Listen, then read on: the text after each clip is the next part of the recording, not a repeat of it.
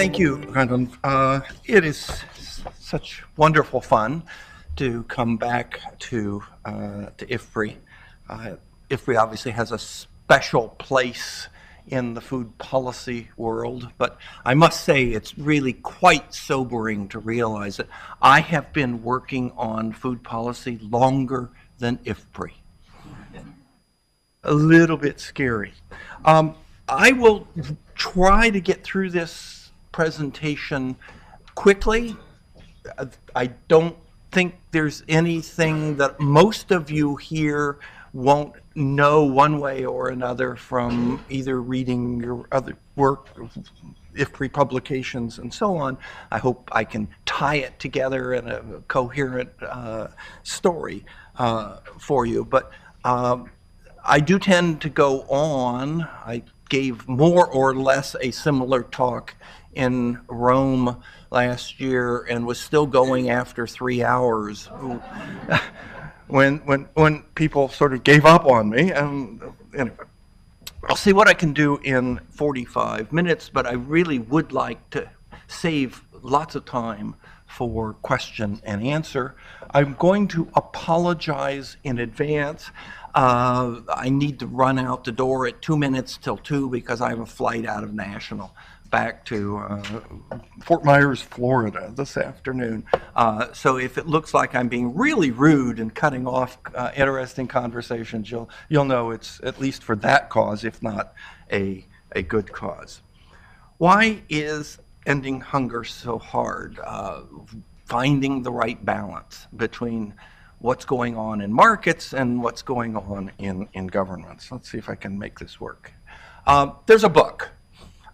It's just out, published by the University of Pennsylvania Press, co-sponsored by the Center for Global Development, where I'm a non-resident fellow.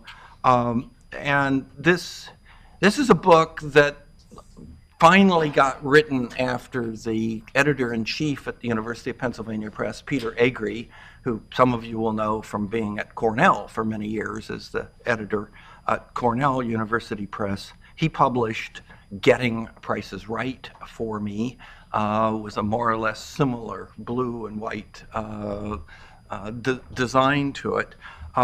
Peter finally gave up after the 2008 world food crisis, and I tried 3 different outlines of books and 4 years of effort and still didn't have a book.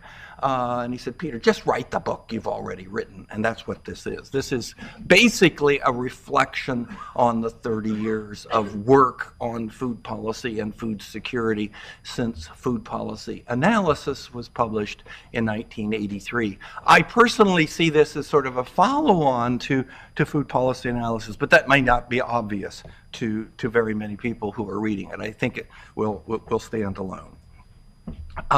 Why is ending hunger so hard? This is, you can't read this. I can read it from here. This is the abstract I sent up to IFPRI on what I wanted to talk about. And there's no easier way and quicker way than just to give you the 3 or 4 sentences. Ending hunger is hard because it is a lengthy process that requires sustained policy attention and public resources, at the same time that private markets are the arena for nearly all the decisions that matter. The food system is at the core of this process in both the long run and short run.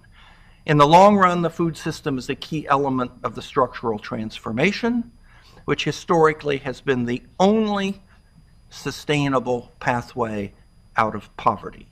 In the short run, the food system is where many of the poor make their living and also face the risks of volatile food prices. Volatility matters. No country has been able to sustain rapid economic growth until its citizens and investors were confident that food was reliably available in the main urban markets at reasonable prices. Ending hunger requires that each society find the right mix of market forces and government interventions to drive a process of economic growth that reaches the poor and ensures that food supplies are readily and reliably available and accessible to even the poorest households. The book does not have the answers and how to do that. What I hope the book does is have the analytical frameworks and the methodologies so that each society can, in fact, address those questions on their own. I happen to believe in the uniqueness of countries and the uniqueness of development strategies. There's a lot to be learned comparatively and historically, absolutely, but each country has to do this on its own. The wicked problem. I first heard food security described as a wicked problem when I was giving a seminar at the Crawford School at Australian National University in Canberra. Wicked problems, apparently in physics, are so complicated that they cannot be modeled. At best, what you can do is try to do piecemeal analysis and get a vision of how a complicated system is held together, and then you basically have to work your way through it on the fly. You have to learn by doing. So it's a process of learning to solve wicked problems. I think the lesson of history is to solve the wicked problem of hunger and food security, markets have to do the heavy lifting. This book, in some ways, is a response to Gordon Conway on how to feed the 100 billion people. Can we do that? Lots of really insightful technical advice and understanding of resilience and environmental issues and crop technologies and all of that. But Gordon does not understand what markets have to do in order to coordinate all of that. And I did a review of it for the Wilson Quarterly, where I said, wait a minute, yes, the science here is really good, but the policy advice is lousy. And so I'm hoping that the book corrects what I think is simply an oversight in that particular analysis. Markets do the heavy lifting because they do three absolutely critical things to keep a modern economy functioning. They do the engineering tasks of markets. You transform the product in time, place, and form. You transfer the product in place from the farmer's field to the consumer plate. So that's transportation, and so you transfer it in time, that's the storage process. You transform it in form, that's processing. Markets do all of those things, and those are engineering functions. Doesn't matter whether you're in a market economy or not. Communist China had to solve the engineering functions of marketing, even though they didn't use prices or markets to do any kind of allocation. They did the allocation by planning, but they still had to solve the marketing, the engineering problem. So getting the engineering side of this is very important. Kansas State has an entire department devoted to grain storage and drying. Really important work. How do you do that efficiently? But there's two other functions beyond. Everybody understands you got to do the engineering functions, but it's the economics perspective that says markets are important because they are the locus for price discovery and for efficient exchange. Think about how many transactions between a consumer and a seller take place, just in the food economy, if you like, but more broadly in the entire economy. How many transactions take place every day? It's trillions of transactions that take place every day. I probably make 300 or 400 food decisions every day about what I'm going to cook or what I'm going to buy, when I'm going to serve. A lot of these are decisions that are made in the market. If somebody's trying to plan that, not a chance in the world. Markets actually transform these decisions into price signals and send the signal to the consumer on what the opportunity cost of buying, send the signal back to the farmer, what's the opportunity cost of selling. You get the signal of what's scarce in these price signals, and those scarcity signals are then critical for allocating resources. So the signals to producers and consumers lead to when the markets are working reasonably well. I happen to believe markets work reasonably well much of the time. I do not believe markets work perfectly all of the time. And there's the tension that we really have to deal with then in the rest of the presentation. But let me emphasize, if we don't have markets generating reasonably clear price signals that lead to efficient allocation of resources, we are all doomed to poverty. We need markets to solve that problem of resource allocation. They don't always get it right. Please understand, they don't always get it right. But 99% of the time, maybe it's more than that, maybe it's a little less, but most of the time markets are essential for that price signaling. Secondly, part of the complexity, governments have to do the right thing and they have to stop doing the wrong thing. Is that okay? I mean, you're good with that, right? Do the right thing, stop doing the wrong thing. The difficulty, of course, is what's right and wrong varies by country, changes over time, and in order to understand what the right thing to do is at a particular time in a particular country, you need pretty high quality policy analysis, pretty high quality capacity to figure out what's right and wrong and how circumstances are changing and what the historical record says and what the comparison with your neighbor says and what you need to be doing, and then the flexibility to actually have policy change that is illuminated, I won't say dictated by, but policy change that is illuminated by good analysis. And the bottom line, of course, is the political economy of doing this is really tricky. It's very difficult. It's this combination of politics and economics. The combination is hard because, as Tip O'Neill said, all politics are local. Economists like to think that good economics are general. So how do we combine, general theory with local door-to-door canvassing and the political tension then that comes between those two? There's not a really good analytical framework out there for doing this. I like to think that if we understood behavioral economics better, we would be able to understand why policymakers, politicians, do things that to economists seem really, really strange and wrong. But I don't believe we have in academia or in policy circles a good methodological foundation for doing this political economy analysis. Okay, so that's my introduction. Just so we're all on the same page, I'm preaching to the informed here, but I want to be sure you understand where I come from in defining food security, 3 pillars and 2 platforms, and since I am really lousy with PowerPoint, I can't give you a picture of this. I could do it on a blackboard pretty neatly. I'm pretty good draftsman, but I just don't know how to do it. So the pillars are the standard ones that we've grown up with in the last couple of decades.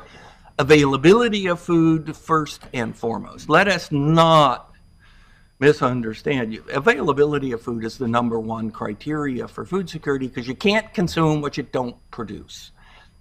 We have to have the food. That doesn't guarantee, the fact that you have it doesn't mean you've got food security, but you can't have food security if you don't have the food. So it's production plus imports minus exports. Specifically, it is not self-sufficiency. Not self-sufficiency. Trade is really important in the food security equation, even for the availability dimension of it.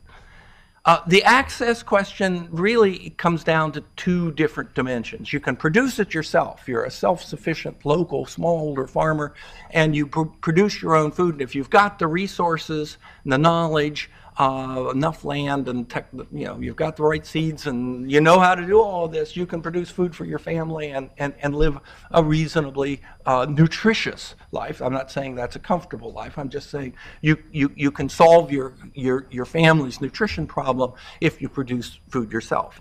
I am self-sufficient in tomatoes. and chili peppers. I live in the Sonoma Valley in Northern California, which is the very epicenter of the locavore movement. So I can get locally grown things, but I actually do grow my own tomatoes in the backyard and dry them for the off season. So you can produce, but what, 80, 90% of the world's food is now bought in markets.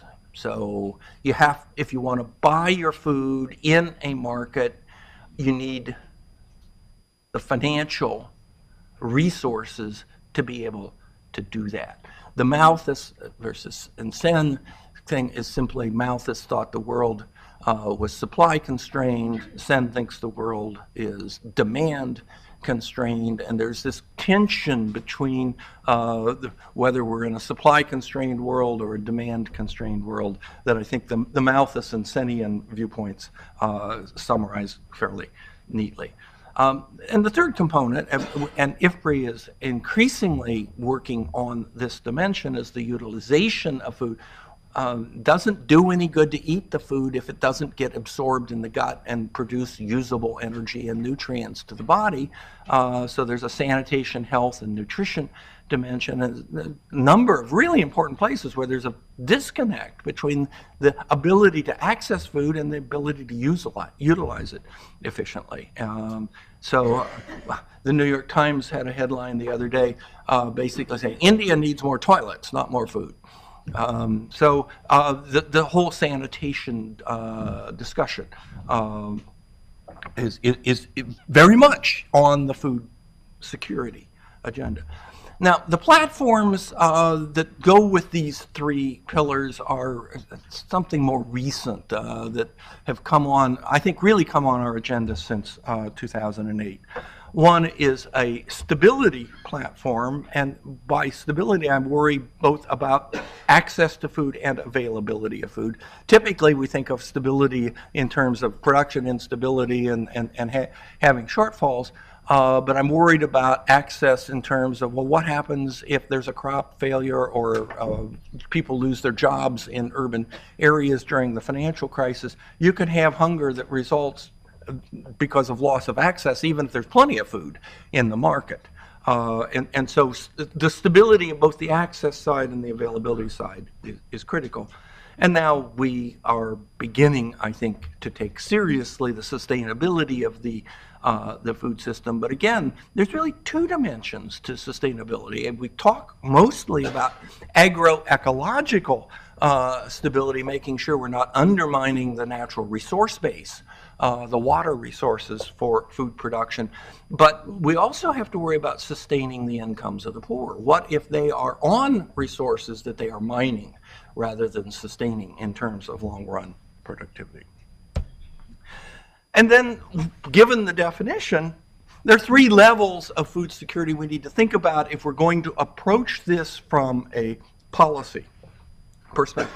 The first is at the household level, where we actually measure the degree of food insecurity or hunger. This is the FAO standard statistic. I'm going to give you some numbers in the next slide. It's what I will call micro food security, where the degree of undernourishment is individual households. Are they getting enough food to eat? Are the kids underweight? Are they growing on their growth charts? This is, in some sense, this is the nuts and bolts of our discussion.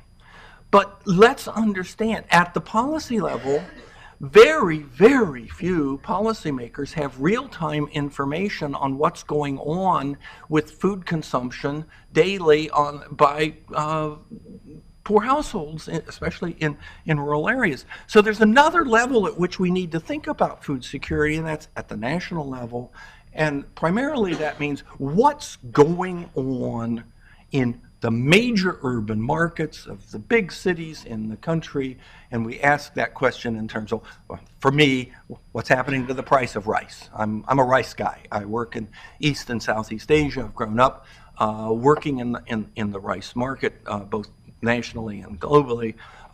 And my sense of what policymakers worry about is, oh, do we have rice in the markets and is the price stable? If it is, that doesn't mean you've solved the problem of undernutrition at the household level, but you have at least solved a stability issue for the society so that urban households, workers, employers, investors all see, okay, we got a pretty stable food economy here. That's important to us in terms of making investments. What kind of decisions do we make about employment? Are our workers going to be able to get food to eat? So that national level of food security, the macro level, as I will call it, is where I think a lot of the policy action is actually taking place.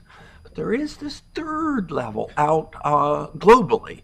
What's going on with international market prices? What's going on with the race between the growth in demand and the growth in supply? Are we going into a Senian world? Are we going into a Malthusian world going forward? And international market prices are a reasonably clear signal of whether we're winning that race or whether we're losing that race. They're highly leveraged. They're typically our thin markets. There's a surprisingly low correlation between those international market prices and the prices in any given day, in any given market, in any given country. Countries actually buffer themselves from those international markets to a surprising degree. But over the long run, they track. They have to track because nobody can afford to be too divergent from what's going on in the global market for too long. Food security indicators, these are the standard FAO, the State of Food Insecurity report. I've got 2010 to 12. We can get up to 2010, 13, or maybe even 14 now. I just want to make 3 points. On a global level, in 2 decades, we've gone from 18.6 to 12.5% incidence of undernutrition by the standard FAO definition. In Southeast Asia, the bottom box, the prevalence went from 29.6, well over, more than 10 percentage points over the global average, to 10.9% in those 2 decades. We went from 29.6% to 10.9% in 2 decades. Phenomenal improvement in the degree of food security in Southeast Asia. In sub-Saharan Africa, there has been maybe more progress than some of you expect, from 32.8% to 26.8%, but nothing remotely like the speed of reduction of food insecurity in Africa that we have seen in Southeast Asia. And note, they were very similar in starting point 2 decades ago. Actually, Southeast Asia was worse off if we were to go back 3 decades. So something's going on in Southeast Asia. If I had East Asia in here, it would be just as impressive. Something's going on in East and Southeast Asia that is not going on in sub-Saharan Africa. And if we could understand in some depth what that difference was, then maybe we'd have a much better sense of how to move forward. What time is it? Okay. What are the sort of the long-run drivers of food security? I really am preaching to the knowledgeable, but let me tick them off. This is basically what's been changing the external environment for food security over the last 3 decades or so. Rapid economic growth. I worked in Indonesia in 1970 to 72 when we didn't think 2% growth per capita was going to be feasible. We'd just come out of a terrible chaos in the late 60s, 66, 67, hyperinflation. Gunnar Myrdal saying no economist holds out any hope for Indonesia. And just as he published that, rapid economic growth started. But I call it surprisingly rapid economic growth, especially in Asia, and hundreds of millions of people have been pulled out of poverty within one generation. This is not a two-century process. With the right combination of growth strategies and stability and inclusive growth, you can actually radically reduce the number of poor and hungry households and individuals in one generation. There's been a communications revolution. I think we're living with it. Did I understand that there are Twitter folks? I'm not myself, but okay.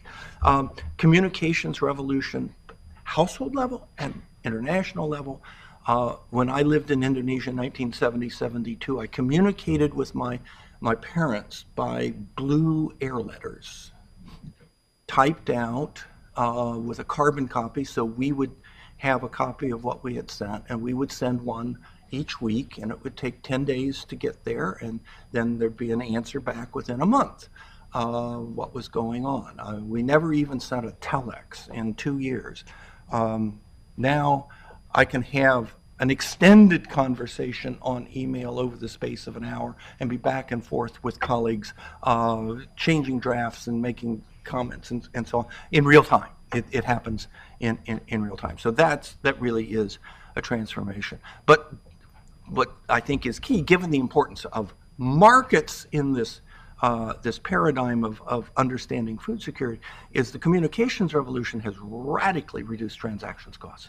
It's lowered marketing costs, and by doing so, it has lowered the margin between farmers and consumers. That's been really important, both in maintaining the level of incentives at the farm level, but keeping food prices lower at the household level. It's also increased access to global knowledge, just transformed how easy it is to find 99% of what we actually know in the world. I've even learned to use Google search pretty successfully. I'm pretty good at it now.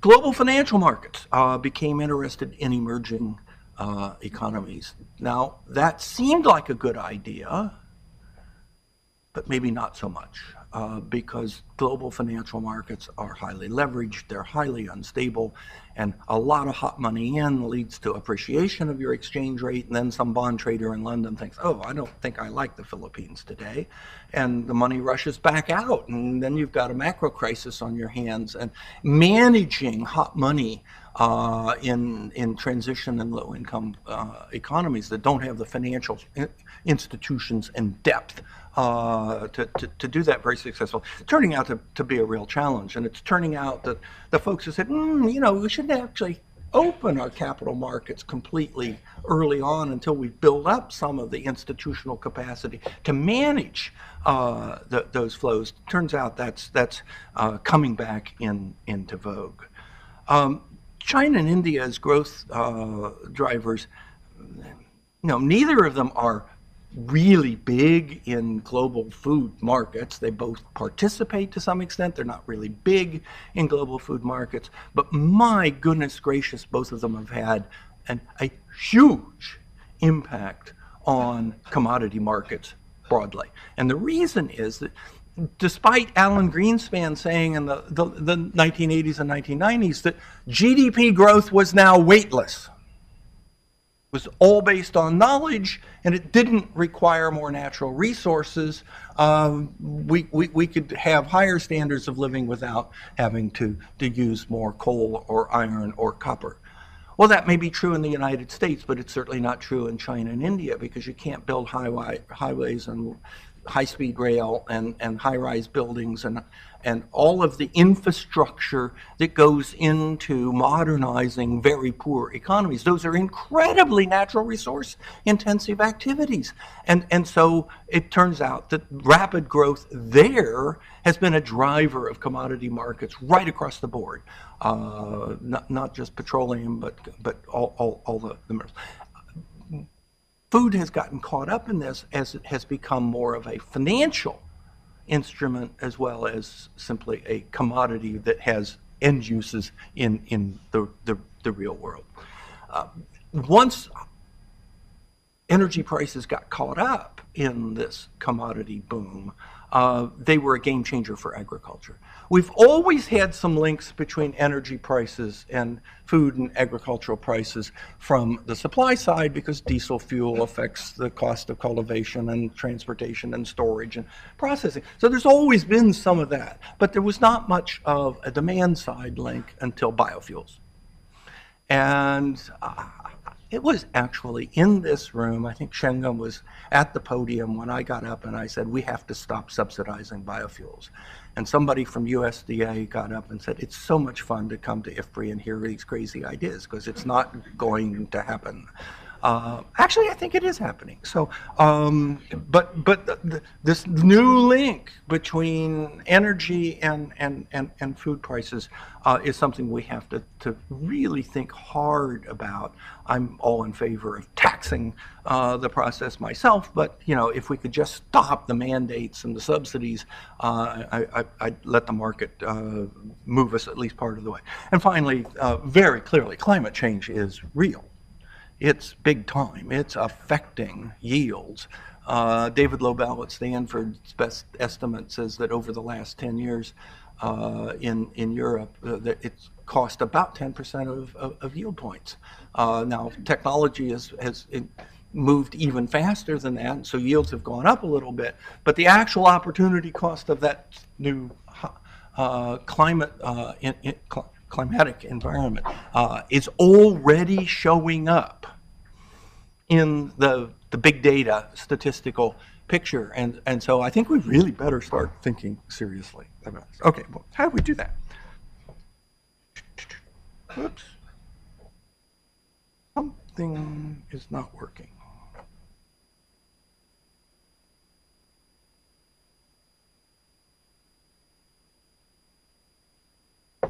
It froze up. I need to get to that.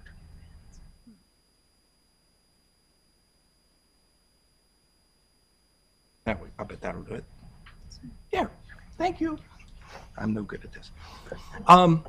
This is a picture that Tom Reardon and I have put together as we're trying to explain. What Tom's trying to do is talk about the role of modern supply chains in this whole process that I'm talking about, supply chain and retail revolution. What I bring to his party is this concern for understanding of the structural transformation as a historical process. And so there's a little article in Global Food Security, I guess it's called, the Elsevier Journal, with an Asian perspective, where we've got three transformations: structural transformation, agricultural transformation, dietary transformation. That's the sort of the bottom triangle. With urbanization now increasingly a standalone exogenous source of demand and pushing change in the food system, and the factor markets, labor, land, capital, needing to facilitate all of these drivers of those things. And wrapped all around this is the supply chain retail revolution. I want to talk mostly about that bottom triangle, but I want us to understand that the structural transformation, which historically was the main source of urban dynamics, is now only probably a relatively minor player. We're moving pretty well through it in many countries, and urbanization is taking on a life of its own that we ought to understand independently. And none of this market activity, the links between structural transformation, agricultural transformation, dietary transformation, none of those links work unless they are mediated by the supply chain, and which is increasingly driven by the retail, the supermarket end of things.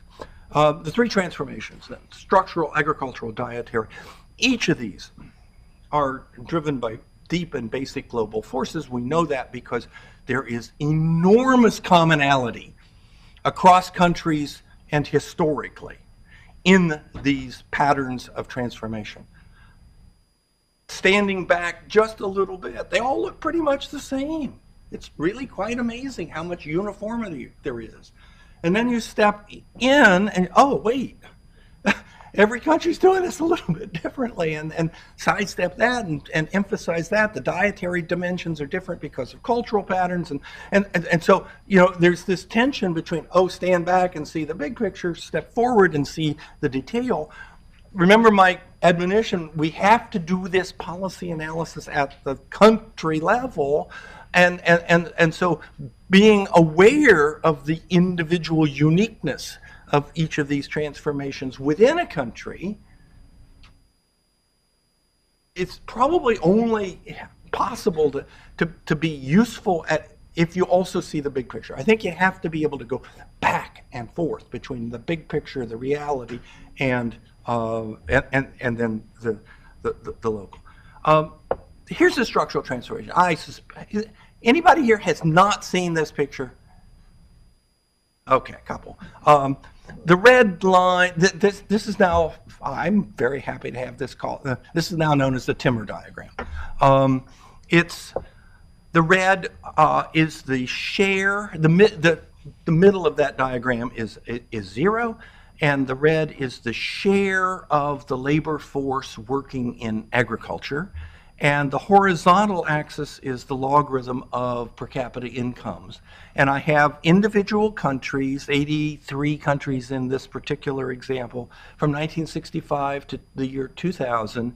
So there's a time series and cross-section of observation. So every little red dot there is one country, 1 year, and we trace what's going on over time across income. Time is not on this picture. This is income on the picture. We actually have, if we did Brazil, for example, we could watch it go backwards and then come back and go forwards. So time is not here. This is a per capita income against the structure of the economy. Red is the share of the labor force in agriculture, and blue is the share of value added from agriculture to overall GDP. What do you see? Blue is always lower than red. What that means is labor productivity in agriculture is uniformly lower than labor productivity outside of agriculture. Out of the 1,000 or so observations here, there are probably 5 or 6 that violate that rule, but the rule is pretty clear.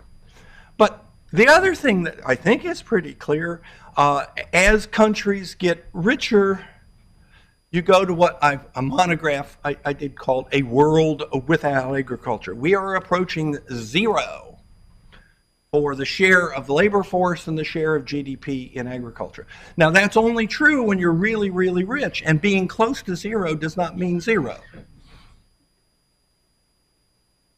2% of the workforce in the United States is in agriculture. They produce 2% of GDP. Their labor productivity, because the ratio there is 1, their labor productivity is the same as labor productivity outside of agriculture. That's what an integrated labor market means. You make the same wage inside or outside. Poverty is no longer significantly affected by whether you're a rural inhabitant or an urban inhabitant in the United States. You do the poverty regressions and rural or urban residents doesn't show up anymore. Even 20 years ago, it did. Rural people were, on average, poor. We converged about 1980. Bruce Gardner's, the late Bruce Gardner's book showed on the century of American agricultural growth. We did not get to full structural transformation, to full equality between the two sectors until 1980 in the United States. Okay, the green. That's below the zero line, and it is the share in GDP minus the share in the labor force, so that gives you a negative number, which is really neat for my picture because now you can actually see it, and that shows the gap in labor productivity. In fact, there's a little mathematical proof that shows that's the Gini, it's the negative of the Gini coefficient for incomes between agriculture and non-agriculture, assuming that differences in productivity transfer translate directly into differences in income. Obviously not totally right, but close enough for what we're trying to do. The interesting thing about this green, that's the gap in labor productivity. It gets wider as countries start the modernization process. It actually dips down before it starts to converge, but at the end of this process, there's full convergence, and that's so labor productivity is the same. This is actually now my favorite structural transformation picture. This is Japan and Indonesia from 1880 to 1910. It's 130 years of structural transformation. And to my naive eye, it says Indonesia is following pretty closely behind where Japan led the way. I can explain some of the breaks were the Great Depression for Indonesia, the fact that it's a little lower is oil exporter versus oil importer. So if you want to fine tune it, but the point is, it's a very long run process and it is very uniform. This structural transformation is a potent force. My little monograph says, fighting the structural transformation is like fighting the tides. You're just going to lose if you try to do that. But what if it fails? We've got a lot of countries out in the world that are not undergoing successful structural transformation. I grew up intellectually in Indonesia, really, but East and Southeast Asia, where we've been undergoing one of the most rapid structural transformations in all of history. But I also taught a course in economic history at Harvard where I did the structural transformation in England, France, Germany, Russia, Japan, Thailand, Indonesia. 3 centuries, 3 continents of experience. Those are all countries that have done successful structural transformations. Russia and the Soviet Union got dicey for a while, but still. But there's a lot of countries, especially in sub-Saharan Africa, but even the Indian experience. Hans Binswanger, we're really puzzled by a very strange structural transformation or lack of structural transformation going on in India. Structural transformation almost always is linked either causally or as a fact. I'm not going to make the case that, oh, you didn't do agriculture, so you failed at a structural transformation. But clearly, structural transformation is connected to, through some linkages, to a failed agricultural transformation. We don't have any examples of really successful agricultural transformation, but a failed structural transformation. We don't have any examples there. We've got lots of examples of failed agricultural transformation failing to stimulate the rest of the economy into a successful structural transformation. And I think we've got quite a few countries where we've got a failed urban industrial transformation, that's failing, and in return, agriculture is lacking the stimulus that it would get from that success. And so we see failure from that side. But what happens is we get labor pushed out of agriculture into urban slums rather than pulled out of agriculture into higher productivity, higher paying urban jobs. And what happens, this is Usman Badiani in particular, has really shown the data and I think the impact. Surplus labor ends up in a very low productivity service sector. How do you do a structural transformation from there? When you've got low productivity labor in traditional agriculture and you can bring a T.W. Schultz transforming traditional agriculture, new technology into the picture, you've got a mechanism, you've got a vehicle for changing labor productivity and changing the productivity of the sector.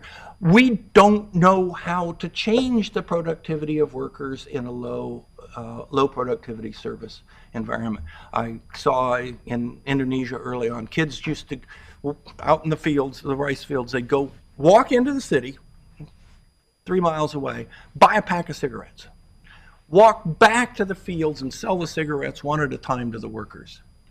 10-year-old kids making the equivalent of 5 cents a day. Now, that can't be a productive use of labor, certainly not of 10-year-old labor. You go back now, that was 1970. You go back now, the kids are in school. You know, I mean, they're getting educated, they've got reasonably decent jobs, not not Korea yet, but clearly on a transformational path. But that was done through labor-intensive industrialization. It was done through a very dynamic rural non-farm economy where people could get out of agriculture, see enough food in the market so they didn't have to worry about producing their own, and use their entrepreneurial ability, start small businesses and be traders. Hayami did a lovely book on the source of small-scale traders in West Java. They all came off the farm, but they came off the farm as migrants off the farm. They left the farm. They left the brothers there. I'm a migrant. My brothers ran the farm after I left. But what I'm saying is I don't know how to do a structural transformation when the surplus labor is now in the cities and grossly underemployed, and people are saying, oh, well, we can't do industry. China's got the industrial exports locked up. We can't expect Africa to compete against that. Oh. I don't know. How much? I just went over 45 minutes. Okay, quick. Agricultural transformation. I like to think that what I call the timber diagram, the structural transformation, is the most important picture in the whole world. If you want to understand economic development and transformation of welfare of societies over long periods of time, you got to understand what's going on in that picture. Phil Pardee thinks this is the most important picture in the world. This is a rotanogram. First in Hayami and Rattan, actually there was a QJE article that came even before the first edition of Hayami and Rattan in 1971. But the vertical axis is the logarithm of agricultural productivity. The FAO now does this in sort of constant US dollars per hectare. That's logarithm on the vertical axis, and the horizontal axis is logarithm of labor productivity. So you look at a farm, okay, it's a 1 hectare farm, it produces this much value of output. It can be wheat, or it can be rice, or it could be buffalo milk, or carrots. It doesn't matter. The FAO's got a price for it, and they put it into constant dollars. So Hayami and Rattan used to use wheat units. They had to convert everything into its value in wheat. FAO now, I think we're a step ahead by putting it in constant US dollars. But so you've got 1 worker and 1 hectare, and you produce this much, and that gives you a data point on here. And this goes from 61 to 2010, so we've got almost a half a century of changing agricultural productivity patterns, disaggregated into whether the change is in crop or in land productivity or in labor productivity. What do you want out of this process? What's your goal? Your goal is to get as far to the right side of the picture as possible, because that's where you're rich. That's high labor productivity.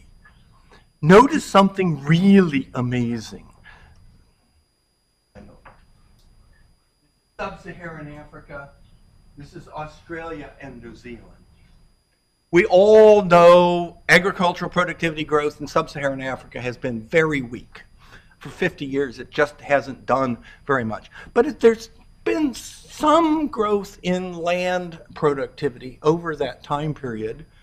And if all you're worrying about is yield, sub-Saharan Africa is doing better than Australia and New Zealand. Their land productivity is higher per hectare than Australia and New Zealand. Now, would you rather be a farmer in Australia and New Zealand or a farmer in sub-Saharan Africa?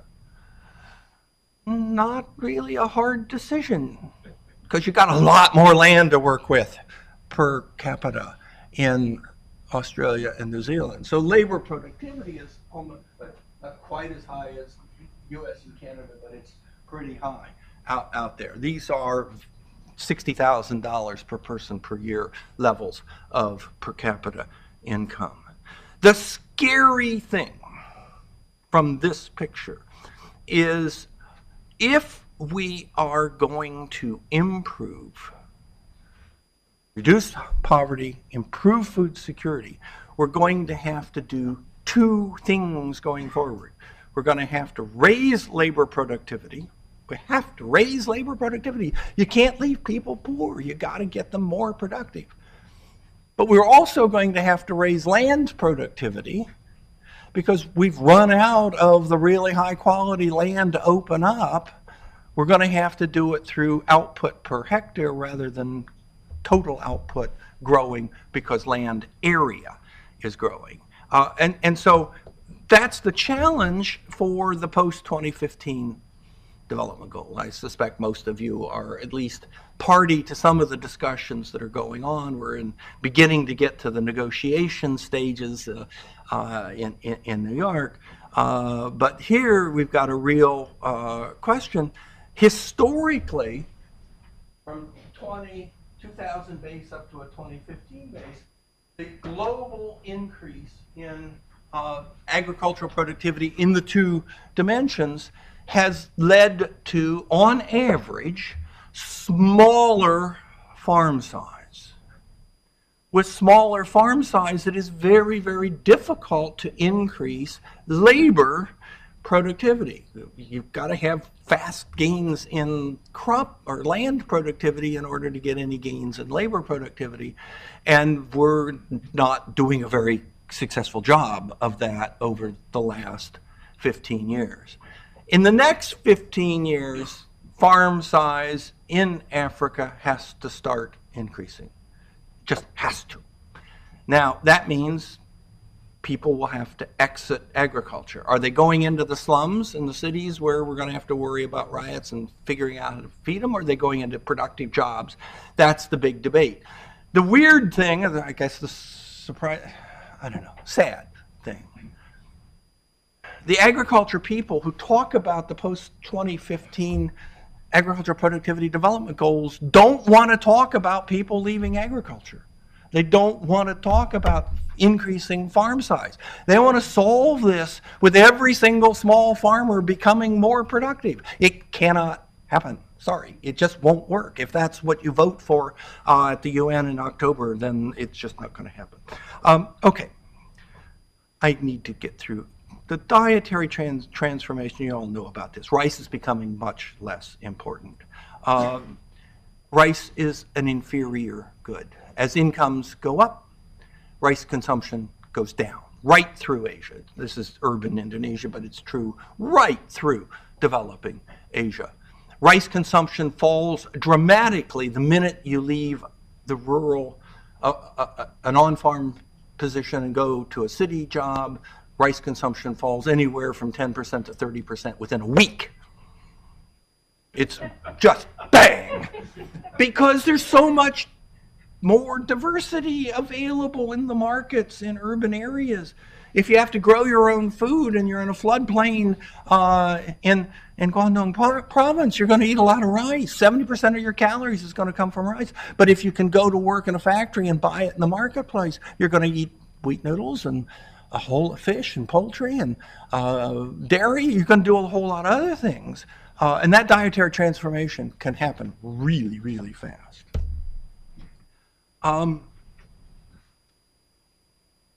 Another picture, you've all said price levels, price volatility. There's levels, there's trends, and there's volatility. There's three things going on in this picture. This is 110 years worth of an index of agricultural prices from Grill and Young. Turns out to be sort of the standard reference when you're looking for long-run agricultural commodity prices. But the solid blue line over the whole thing is declining at a statistically significant rate, about 1% a year. But since 1950, that rate of decline has been 1.6% per year. Food prices got cheaper. That's technological revolution growing faster than population and income growth. Will that continue in the future? We got this little blip out here in 2008 and again in 2010. But if I just had rice prices on there, rice prices would be back down on that blue trend. Rice prices have been remarkably stable for the last 4 years. Once we got past the blowout in 2008, we fixed that. Asian countries sort of learned, we don't want to do that again. We shot ourselves in the foot. We don't want to do that again. But that volatility is real, and it clearly scares people. Okay. How do you think about this? Why is that volatility important? Well, this is my standard teaching diagram. It's a 2x2 matrix. Across the top, I've got short run and long run. Up and down, it's the macro level and the micro level. And I'm just trying to make an argument that most of policymaking takes place at the macro level in the short run. If what you have to do at the macro level in the short run is manage volatility, food price volatility, financial market volatility, unemployment, whatever the volatility, whatever the crisis, if you're in crisis management mode, that takes up really scarce resources. It takes up policy resources, and if it's a food crisis, it takes up a lot of financial resources because you're trying to get safety nets and get food out to poor households so that they don't just disappear, starve to death. So the opportunity cost of living in that upper left-hand box is very high. What we're trying to do is get to the lower right-hand box. Long run, micro level, we've reduced poverty, all households have access to nutritious food. That's our objective, but it's a long run process, and it has to happen at the micro level. Now, as a technocrat, proud to use the term, we used to think that that diagonal arrow that would connect good policy in the short run to the long run outcome, that's how things worked. Well, it turns out neither politics nor markets work that way. You actually have to work your economy from short run to long run to get the investment horizons lengthened and the appropriate investments that lead to inclusive economic growth. Some of that will also mean you have to have institutions to manage price stability. And in the short run, we need our poor households, smallholder households, and poor in cities. They're vulnerable in the very short run. If we can build a stable environment for them, they will invest themselves in their own economic growth. You have to create the environment, you have to create the opportunity for jobs and everything, but they will work really hard at getting themselves out of poverty. They will contribute to economic growth through their productivity. That's the bottom long run arrow. So if you get the macro done right and the micro done right, in a generation you can end up in the lower right hand box. Okay, last slide. What's the political economy of all this? I am convinced that we need a behavioral perspective on political economy and food security. I think it's pretty well established now in the economics profession that loss aversion, time inconsistency, other regarding preferences, that means keeping up with the Joneses, herd behavior, framing of decisions, how a question is put to you strongly influences what answer you give. This behavioral perspective all suggests that there are really serious welfare losses that stem from food price instability. I think the attention policymakers have given, especially in Asia, but everybody worries about it. The attention policymakers have given to trying to stabilize their food prices, it's not just because, oh, I'm worried about my job. They're actually worried about something very deep-seated in the populace. We all want to live in a reasonably stable environment. It is hardwired into us. So governments that don't provide a reasonably stable environment are failed governments. So the policy approach then, taking that into account, is the little 2x2 framework. Understand macro, micro, how those link. Short run to long run. What's necessary? How do you get from short run to long run? What's the bridge over this perpetual crisis mode into long-run investments into policies that pay off over a generation? My argument is volatile food prices just keep the focus on the wrong thing. We need to figure out a way to bring stability to that food economy so that governments can concentrate on the real task, which is inclusive economic growth, raising agricultural productivity, infrastructure investments, education for the poor, the things that really matter for long-run poverty reduction. Last question. How? Where do you learn how to do this? We've let go some of the major university programs that trained people to do this kind of work. There is no Food Research Institute at Stanford. There is no HIID at Harvard. There's nobody at Chicago that does this any longer. At lunch today with Shenga, I suggested IFPRI really needs to take the lead here. IFPRI needs to say, wait a minute, we've got a global problem of, if every country has to do its own food policy analysis, then every country has to have its own trained, skilled food policy analysts. We need to figure out a way to build a whole cadre. Every country needs at least a half a dozen of these people. That's a big challenge. Thank you.